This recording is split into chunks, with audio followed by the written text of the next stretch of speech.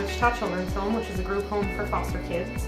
And our church had donated some Bibles to give to my kids, and in doing that, I came in a couple nights after I had given everybody Bibles, and one of my girls was like getting up and going to another girl's room and getting up and coming out and going back to her bedroom, and I finally went over there and I was like, hey look, you gotta stay in your room, what's the problem?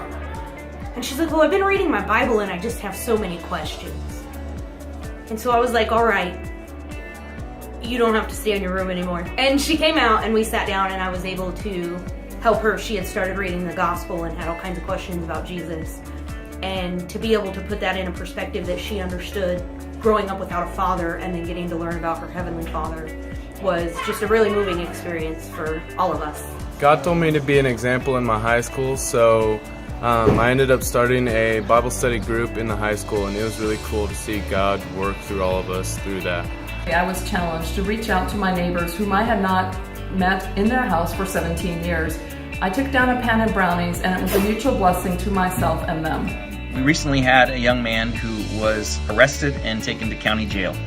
And through that, several of us have had a chance to visit him and spend time there with him and encourage him through this difficult time.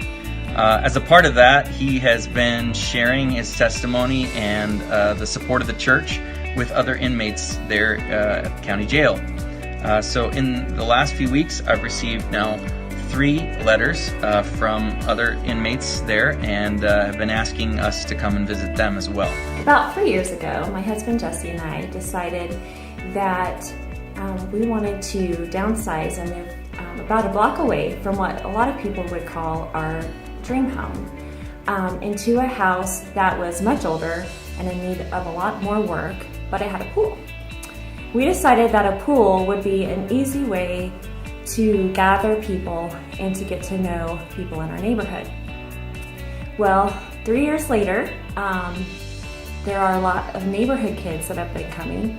Even though we had thought it would be peers that we would be entertaining, we have become the neighborhood gathering place. And about almost every day, kids show up to swim in our pool.